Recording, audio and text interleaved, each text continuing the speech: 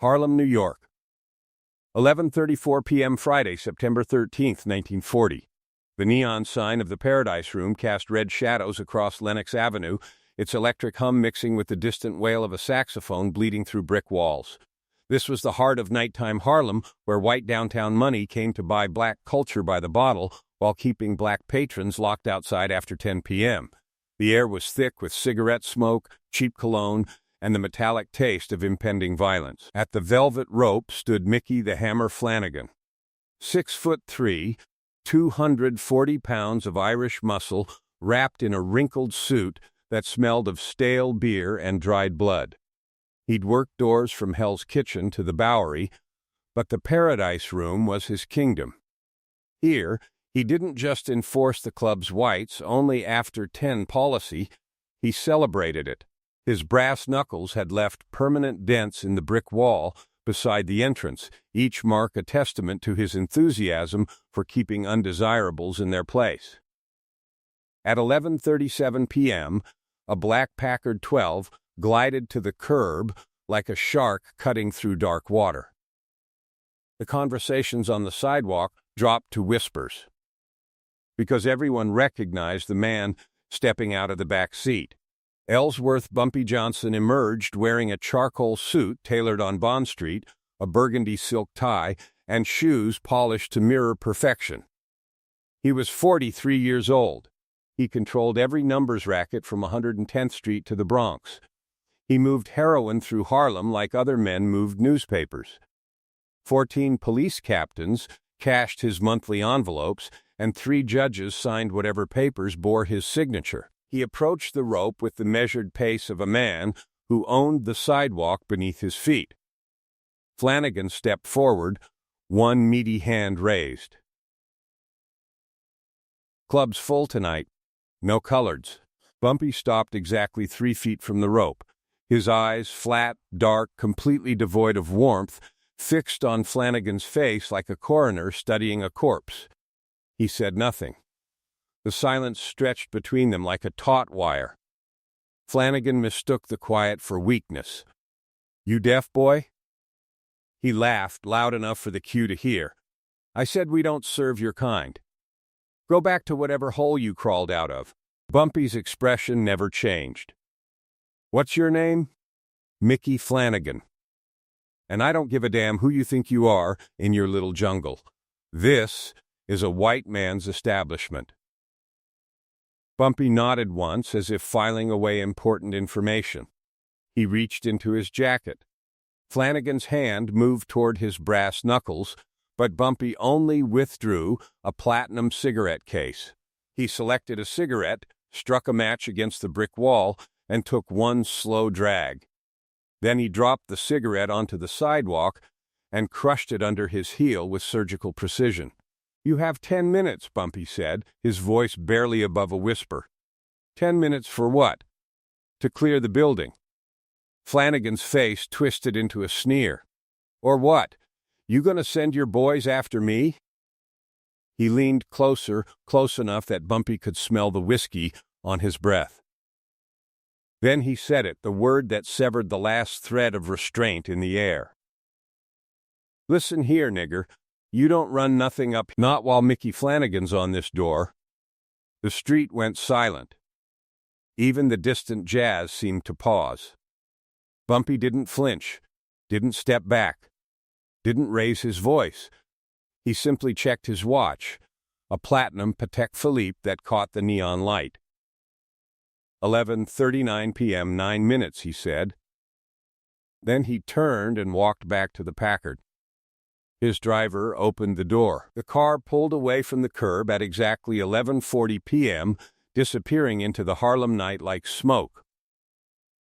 Flanagan laughed and called after them with another slur that echoed down Lenox Avenue. At 11:49 p.m., the first Molotov cocktail shattered through the Paradise Room's front window. By 11:52 p.m., the main floor was an inferno. By midnight, the roof had collapsed. By 12:47 a.m., 3 fire companies had declared the building a total loss. The Paradise Room burned for 6 hours straight, the flames visible from the Bronx. Mickey Flanagan survived the fire. What happened to him in the days that followed made him wish he hadn't. In the charred ruins, investigators found a note pinned to what remained of the velvet rope.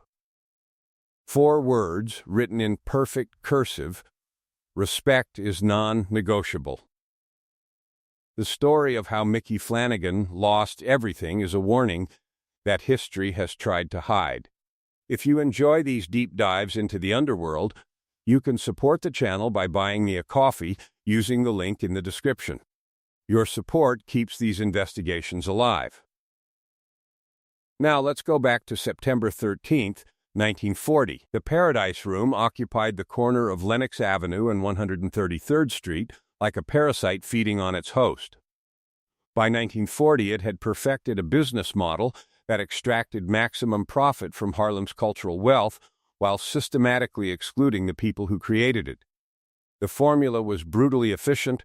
Black musicians performed on stage, black waitstaff served drinks, black kitchen workers prepared food until their hands cracked from dishwater. But after 10 p.m., those same workers could only serve exclusively white patrons who traveled uptown to consume jazz and liquor without tolerating the presence of actual Harlem residents. The club's owner, a Brooklyn real estate developer, cleared $18,000 monthly from this arrangement. Every penny depended on maintaining the illusion of Harlem flavor without Harlem people. Mickey Flanagan had arrived at Ellis Island in 1923 at 17 years old, carrying nothing but a canvas bag and his father's reputation for violence. By 1940, he'd worked doors across Manhattan, building a resume written in broken bones and hospitalized patrons. He wasn't just security at the Paradise Room, he was the enforcer of racial hierarchy. His pride wasn't subtle. He kept a leather notebook in his jacket pocket where he recorded every black patron he'd turned away, every insult he'd delivered, every physical confrontation he'd won. The notebook contained 237 entries. The brass knuckles he wore had been custom-made in the Bronx, engraved with his initials. To Flanagan, the velvet rope wasn't just a barrier, it was his altar, and racial exclusion was his scripture.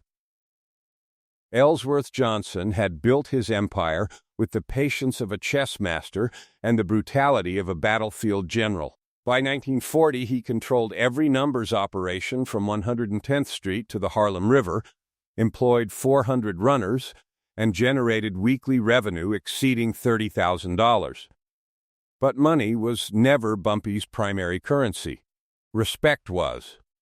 He operated on the philosophy that in a world designed to strip black men of dignity, respect had to be taken and defended with absolute precision. His reputation rested not on random violence but on systematic consequences. When a white police captain tried shaking him down for extra protection money in 1938, Bumpy didn't kill him. Instead, he orchestrated the exposure of the captain's gambling debts, his mistress in the Bronx, his theft of evidence room narcotics. The captain lost his pension, his marriage, and his freedom within 90 days. Word spread through every precinct Bumpy Johnson's revenge wasn't hot-blooded. It was architectural. At 11:37 p.m., the confrontation unfolded with the inevitability of a chemical reaction. Bumpy approached the rope with measured confidence, and Flanagan raised his hand before words were even exchanged. The gesture was practiced, dismissive, designed to humiliate. Bumpy stopped precisely 3 feet away, his eyes locking onto Flanagan's face with predatory calculation. The silence stretched between them like a physical force until Flanagan filled it with exactly the mistake Bumpy had anticipated. "Club's full tonight, no coloreds." The words came out with casual contempt. Bumpy held his gaze without blinking. "What's your name?" Pride flared in Flanagan's chest. "Mickey Flanagan.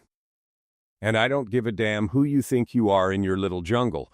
This is a white man's establishment." The slur that followed was deliberate, loud enough for the entire queue to hear. Bumpy's response was surgical. He took out a cigarette, lit it, inhaled once, then crushed it under his heel with deliberate precision. "You have 10 minutes to clear the building." Flanagan laughed. Drunk on his own perceived invincibility. "Or what?" He leaned in and repeated the slur with vicious emphasis. Bumpy checked his platinum Patek Philippe. 11:39 p.m. 9 minutes. He turned and walked back to the Packard without hurrying, without looking back. The 10-minute warning wasn't a threat. It was a logistical notification delivered with the flat certainty of a weather forecast. As the Packard's taillights disappeared into the Harlem night, a kitchen worker named Samuel Washington was carrying empty bottles toward the storage room when the smell hit him. Gasoline mixed with something sharper, more chemical. His hands started shaking as he checked his watch under the dim hallway light. 11:41 p.m. 8 minutes remaining until something he couldn't name but absolutely understood was coming.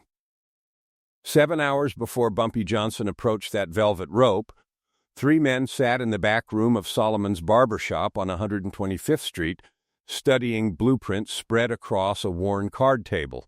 The Paradise Room's architectural plans had been extracted from city records 2 weeks earlier through a clerk who earned $18 weekly but owed Bumpy's organization $1,400 in gambling debts.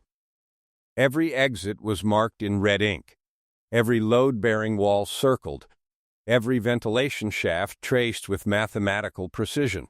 The building inspector's notes from 1936 mentioned concerns about electrical capacity and wooden support beams that had never been properly treated for fire resistance. Those bureaucratic warnings became the blueprint for systematic destruction. For 7 consecutive nights, the Paradise Room unknowingly hosted its own executioners. Jerome Williams worked as a replacement dishwasher, his forged references clean enough to pass casual scrutiny. Thomas Reed operated the coat check, his disarming smile earning generous tips while he memorized evacuation routes and timed security response patterns. Claudette Price served cocktails in the VIP section, her trained eyes cataloging which tables sat nearest exits, which hallways led to dead ends, which windows were painted shut in violation of fire codes. They weren't gathering intelligence for robbery, they were conducting a structural autopsy on a building that was already sentenced but didn't know it yet. The accelerant placement required military precision. Gasoline mixed with kerosene in specific ratios, calculated to burn hot enough to compromise steel support beams within minutes while creating thick, choking smoke that would drive patrons toward predetermined exits. Jerome had spent 3 nights transferring the mixture into cleaning supply bottles, storing them in the basement near the electrical panel that powered the main floor and the liquor storage room where 200 bottles of high-proof alcohol would become secondary explosives. The containers were camouflaged among industrial mops and soap, invisible to management but positioned to create a pincer movement of heat that would consume the building from foundation to roof. Bumpy's philosophy separated him from common criminals who confused brutality with effectiveness. Violence without purpose was waste. Violence without message was meaningless, but violence executed with such precision that it became undeniable communication, that was power. The Paradise Room wasn't being destroyed because Mickey Flanagan had used a slur. The club was being erased because it represented a system that profited from Harlem culture while treating Harlem residents as contaminants. Flanagan was simply the face of that system, and faces were easy to remember. The timing mechanism was elegant in its simplicity. A cigarette placed horizontally across a book of matches, positioned in the basement storage room at exactly 11:39 p.m., the cigarette's ember would burn down to the match heads in precisely 10 minutes. When flame met phosphorus, ignition would be instantaneous. Jerome Williams placed the device, then walked out through the kitchen exit and disappeared into the Harlem night. No electronics to trace, no witnesses to the placement.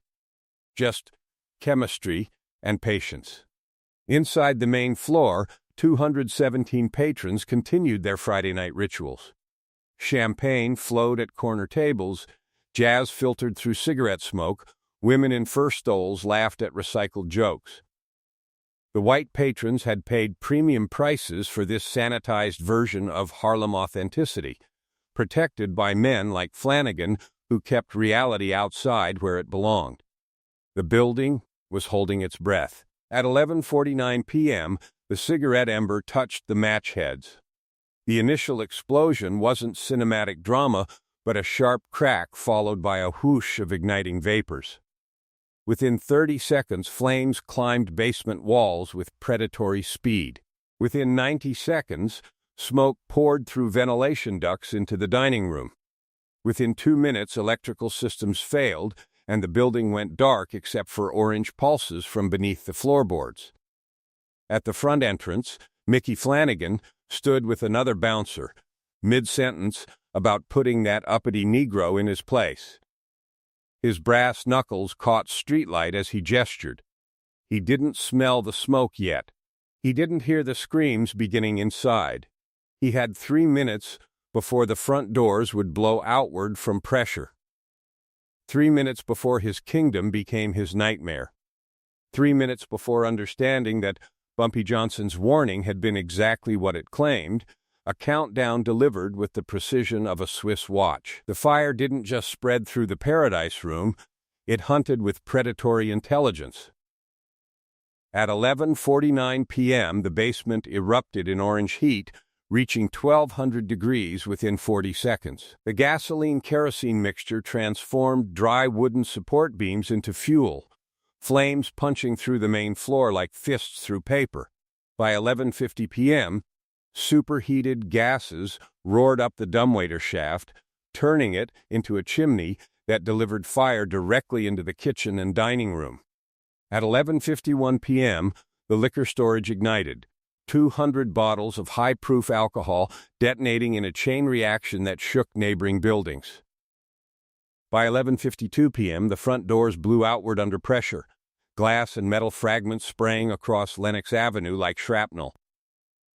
The roof began its inevitable collapse at 11:54 p.m., steel beams groaning under temperatures they were never designed to withstand.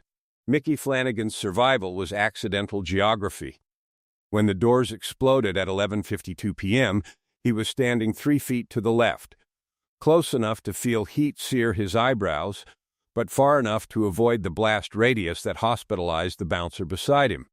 He stumbled backward onto the sidewalk, watching patrons pour from emergency exits in various states of terror and injury. Women in evening gowns crawled across broken glass, their fur stoles smoldering. Men in tailored suits emerged with faces blackened by smoke, coughing blood onto the pavement. Mickey stood frozen, not from shock, but from incomprehension. His brain couldn't process the mathematics. Buildings didn't burn like this from electrical fires or kitchen accidents. But he lacked the imagination to understand what precision looked like when wrapped in flames. Lenox Avenue transformed into chaos that would dominate headlines for 3 days. 17 people required hospitalization for smoke inhalation, including 2 Wall Street executives whose presence at a Harlem nightclub would require creative explanation to their wives. The building was declared a total loss by 12:47 a.m., its skeleton glowing orange against the night sky like a beacon visible from the Bronx. Emergency response was systematically compromised. The first fire truck didn't arrive until 12:14 a.m., 25 minutes after ignition. A sanitation truck had mysteriously broken down across the direct route from the nearest station. 2 delivery vans staged a collision blocking the secondary approach. Radio communications experienced unexplained interference for 11 critical minutes. Each delay was individually explainable, collectively impossible, and absolutely intentional. While the Paradise Room burned, Bumpy Johnson sat in the front pew of Abyssinian Baptist Church, surrounded by 53 witnesses, including 2 city councilmen and a police deputy commissioner. The charity benefit for Harlem youth programs had been scheduled for 3 weeks. Bumpy had arrived at 11:45 p.m., greeted the pastor publicly, and delivered a speech about community investment that received enthusiastic applause. When news of the fire reached the church at midnight, he expressed appropriate shock and offered a generous donation for displaced employees. His alibi was documented in triplicate. The insurance investigation began at dawn. Arson was obvious within the first hour, but evidence required more than suspicion. No accelerant residue survived temperatures that had melted steel. No witnesses saw anyone suspicious. The security system had been disconnected for repairs 2 days earlier. The case file grew thick with theories but remained empty of proof. Then came the discovery that wouldn't appear in official reports. Pinned to the charred remnants of the velvet rope was a piece of paper protected inside a metal cigarette case. 4 words in perfect cursive: "Respect is non-negotiable." 3 days later, Mickey Flanagan found a package at his Hell's Kitchen apartment door. Inside, wrapped in black silk, was a platinum cigarette case. The same one Bumpy had held at the rope line. Beneath it, a note in that same perfect cursive: "This was just the beginning." Mickey Flanagan believed the fire was his punishment. For 72 hours after the Paradise Room collapsed into charred skeleton, he convinced himself he had survived Bumpy Johnson's wrath. The platinum cigarette case sat on his nightstand like a war trophy, proof he had faced down Harlem's most dangerous man and lived to tell about it. That delusion lasted exactly until his new employer received an anonymous package containing Mickey's complete criminal history, including sealed juvenile records from Boston that detailed his arrest for attempted manslaughter in 1929. The Stork Club manager terminated him before his 3rd shift began, sliding Mickey's final pay across the desk like contaminated currency. No explanation was offered because none was needed. The message was clear: Mickey Flanagan had become unemployable overnight. Week 2 brought systematic displacement wrapped in bureaucratic efficiency. His landlord, a nervous Polish immigrant named Kowalski, had accumulated $4,200 in gambling debts to Bumpy's numbers operation over 18 months of consistent losses. Those debts vanished the same afternoon Mickey found eviction papers under his door. Kowalski's relief was palpable as he changed the locks, his hands steady for the first time since Mickey had known him. The apartment had been Mickey's sanctuary for 7 years, rent-controlled and secure. Now his possessions sat on the sidewalk like evidence of a crime he didn't understand he had committed. That night, sleeping in a Bowery flophouse, Mickey clutched the cigarette case and wondered if Bumpy Johnson's reach extended into every corner of his existence. Week 3 delivered brutality disguised as industrial accident. Mickey's younger brother Patrick operated a cargo crane at the Red Hook docks, union work, that supported his wife and 2 children. On Thursday morning, a steel cable snapped during routine loading operations. The hook swung wild, catching Patrick's hands against a shipping container with enough force to shatter 17 bones across both palms. The accident report blamed equipment fatigue and operator error. The dock supervisor, who had signed off on that faulty cable inspection, received a promotion within the month. Patrick would never work with his hands again, his fingers twisted into permanent claws that couldn't hold a coffee cup, much less operate heavy machinery. The medical bills consumed what remained of the Flanagan family savings while Mickey watched his brother's children learn what poverty tasted like. The psychological warfare was more insidious than physical violence. Mickey began seeing the same faces everywhere he went. Men in tailored suits who appeared at bus stops, in diner windows, across streets from employment offices. They never approached, never threatened, never spoke. They simply observed with the patient attention of scientists studying a laboratory specimen. One would check his watch when Mickey noticed him, meet his eyes briefly, then walk away with measured steps. The surveillance was constant but never confirmable, creating a paranoia that alcohol couldn't numb and sleep couldn't escape. Desperation drove him to the 10th precinct on a Tuesday afternoon. Detective Morrison listened to Mickey's conspiracy theories with the practiced patience of a man who had heard similar stories from 100 desperate men. The fire, the package, the systematic destruction, the constant watching eyes. Morrison's notes were perfunctory, his advice dismissive. Without evidence, there was no crime. Without witnesses, there was no case. What Morrison didn't mention was that his daughter's college tuition had been paid by an anonymous scholarship fund the previous month, ensuring his disinterest in pursuing cases involving certain Harlem residents. The breaking point arrived when Mickey walked into Wells' restaurant in Harlem, drunk enough to mistake desperation for courage. Bumpy sat at his usual corner table, cutting into a porterhouse steak with surgical precision.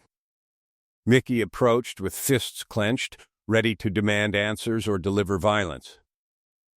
Bumpy looked up without surprise, as if Mickey's arrival had been scheduled. He gestured to an empty chair and signaled the waiter for another steak, medium rare. Mickey sat not from obedience but from exhaustion. Bumpy leaned forward, his voice carrying the flat authority of a judge delivering sentence. "You think you're a victim, Mickey? You're not. You're a message. Every bouncer from here to Brooklyn needed to understand what happens when they confuse a velvet rope with actual power. You're not suffering because I'm cruel. You're suffering because your humiliation serves a purpose larger than either of us." Mickey stared at his untouched steak, finally understanding he wasn't dining with an enemy. He was being fed by his executioner between courses of his own systematic destruction. The final 30 days of Mickey Flanagan's existence as a free man unfolded with the methodical precision of a military operation. This was not random misfortune but controlled demolition, each day calculated to remove another supporting beam from the structure of his life. Day 1 began with his sister Maureen receiving termination notice from the garment factory where she had worked for 8 years. The owner had received an unmarked envelope containing a newspaper clipping of the Paradise Room fire and a handwritten note asking about her brother's involvement. No accusations were made, no threats issued. The implication alone was sufficient. By day 5, Maureen's family was selling furniture to cover rent, while Mickey's elderly mother received eviction papers from her Hell's Kitchen apartment, forcing her into a Bronx tenement where the stairs aggravated her arthritis until walking became daily agony. Employment became an exercise in systematic futility. Mickey submitted 43 job applications across 2 weeks, each interview proceeding smoothly until background checks revealed his connection to the Paradise Room investigation. Construction foremen who had seemed eager suddenly discovered budget constraints. Warehouse supervisors who had offered positions received anonymous phone calls describing Mickey's history of workplace violence.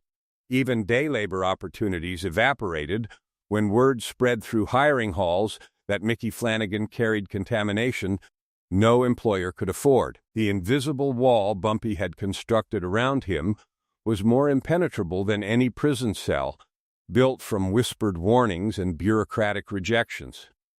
The legal system became another instrument of systematic destruction. Day 17 brought detectives to Mickey's flophouse with a warrant based on stolen merchandise allegedly found in his possession. 2 timepieces appeared in his coat pocket, both tagged as evidence from unrelated cases. Mickey spent 11 days in the Tombs before charges were mysteriously dropped due to procedural errors. Day 23 delivered a second arrest for assault after witnesses whose descriptions perfectly matched Mickey, swore they had seen him commit a crime while he was in a different borough entirely. Another week in jail, another unexplained dismissal, another depletion of his remaining resources for bail and legal representation. The ripple effects extended far beyond Mickey's personal annihilation. Every bouncer and club owner within 5 miles of Harlem heard his story, each retelling more detailed than the last. The Cotton Club quietly removed racial restrictions within 10 days. Smaller establishments fired doormen known for discriminatory practices and posted new policies welcoming all patrons regardless of race. Fear had accomplished what decades of protest could not.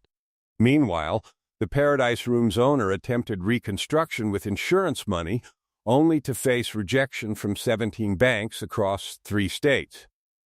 Each denial cited different reasons, but none mentioned that Bumpy Johnson's financial network touched every major lending institution financing Harlem properties. Within Irish mob circles, Mickey's name became synonymous with contamination. The Westies wanted nothing to do with him. Hell's Kitchen crews turned him away from their social clubs. He was perceived as cursed, marked by forces they feared but didn't understand. Employing Mickey Flanagan meant inviting Bumpy Johnson's attention, and no amount of ethnic loyalty was worth that risk.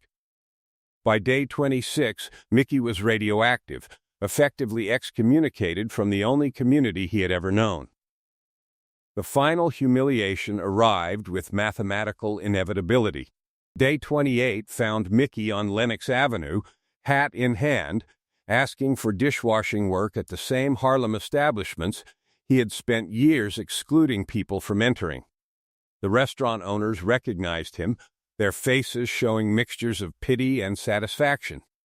One offered him 3 hours cleaning grease traps for $2, work usually reserved for the most desperate men. Mickey accepted with hands that shook from more than alcohol withdrawal. Day 30 arrived like an appointment kept. Mickey Flanagan was discovered at dawn in an alley behind a Harlem speakeasy, unconscious in his own blood. Both hands were shattered, every finger broken in multiple places. His face was destroyed beyond immediate recognition, requiring dental records for identification. Pinned to his chest with a platinum clip was a note in perfect cursive, "The Paradise Room burned in 10 minutes. You burned for 30 days. Consider the lesson learned." Mickey Flanagan left New York City like a ghost abandoning a graveyard, his departure marked only by the absence of his presence. 3 days after Harlem Hospital discharged him with hands wrapped in plaster casts and a face that would never align properly again, he appeared at Port Authority carrying $37 in crumpled bills and a cardboard suitcase held together with twine. The Greyhound ticket agent remembered him because he counted out his fare in coins with fingers that barely functioned, each movement a visible reminder of systematic destruction. Chicago was his stated destination, though whether he arrived or simply vanished somewhere along that 1,000-mile journey remained irrelevant. What mattered was his removal from the equation, his erasure from New York as complete as if he had never existed. The transformation of Harlem's nightlife happened with the speed of evolutionary adaptation in a suddenly hostile environment.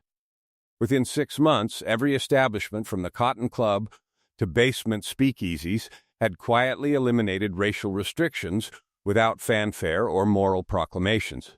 These weren't celebrated victories of integration, but survival responses to demonstrated consequences. Club owners who had built empires on segregation discovered new philosophies about inclusion with remarkable urgency. The velvet ropes remained, but their purpose shifted from racial gatekeeping to simple crowd control. Fear had accomplished what decades of protest could not, proving that systematic destruction communicated more effectively than any petition or demonstration. Bumpy Johnson's reputation transcended conventional criminality and entered the realm of urban mythology. He was no longer merely a numbers operator or narcotics distributor, but something more fundamental, the enforcer of respect in a world systematically designed to deny it. His power derived not from fear of death, but from fear of complete erasure, the understanding that crossing Bumpy Johnson meant watching everything you owned, everyone you loved, and everything you represented disappear with surgical precision. The story of the Paradise Room became shorthand for consequences, a parable about what happened when disrespect encountered systematic retaliation. The Paradise Room's ruins stood for 18 months like a monument to accountability. Demolition orders somehow never reached execution. Insurance disputes delayed action. The owner lacked funds for removal.